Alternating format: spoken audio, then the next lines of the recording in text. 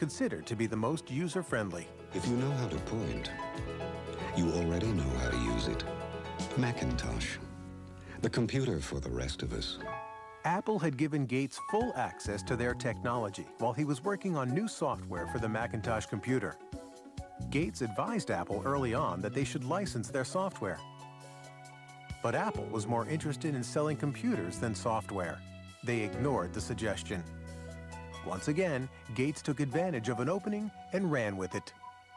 In this industry, we compete and we collaborate at the same time. Bill once had a conversation with me, says, you know, I'm a competitor, so even though I'm a friend, don't tell me information that you don't want me to use against you, because I'm going to compete with you, and if you tell me something that's useful in competing, I'm going to use that information.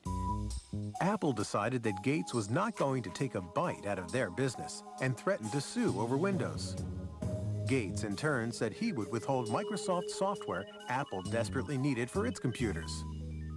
In the end, Microsoft overpowered Apple in the courts.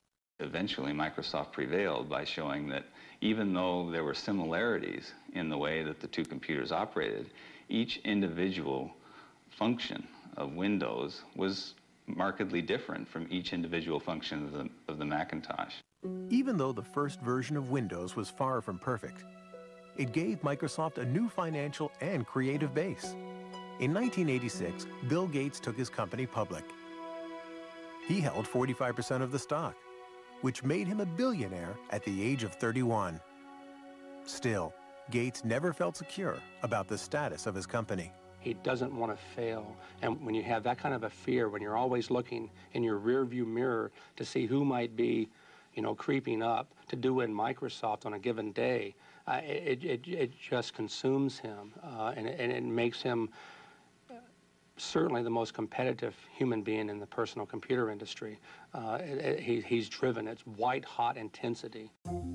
Gates was also gaining a reputation for being ruthless, and some powerful forces began to line up against him. Now that PCs had taken off, IBM chose to make a big push with its own operating system to replace DOS, which it licensed from Microsoft. It was called OS/2.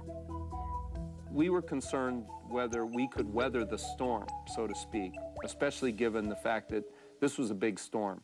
IBM, a very powerful company, a lot of software people, a lot of cash, a lot of resolve to potentially put Microsoft out of the operating system business.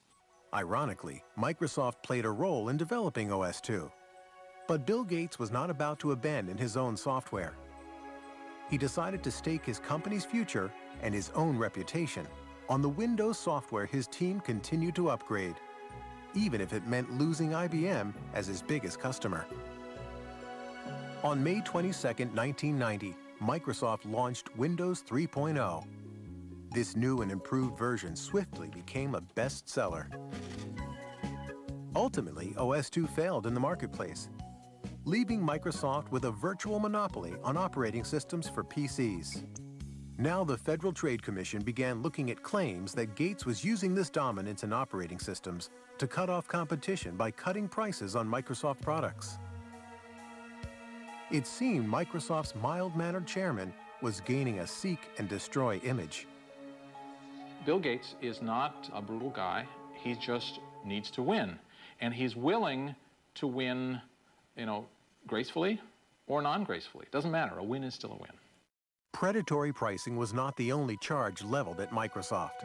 In 1993, the Justice Department began a new investigation. Gates would have to face one of his most formidable opponents, the United States government.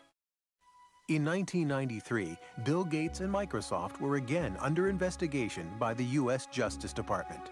They examined complaints that Microsoft was charging computer makers a licensing fee based on the number of computers they sold, including those computers not running Microsoft software. They made computer manufacturers pay for the Microsoft software, whether it was installed on their computer or not. And as a result of that, they prevented competitors from entering the market. The Justice Department has charged Microsoft, the world's largest software company, with using unfair marketing and contracting practices.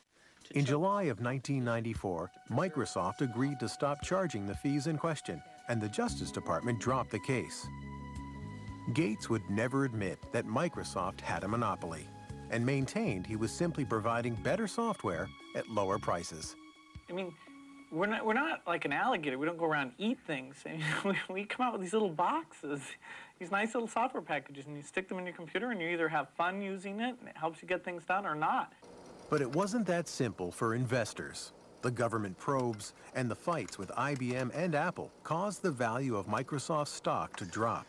There was now more pressure than ever to turn out the next version of Windows. Gates found some inventive ways to release the tension.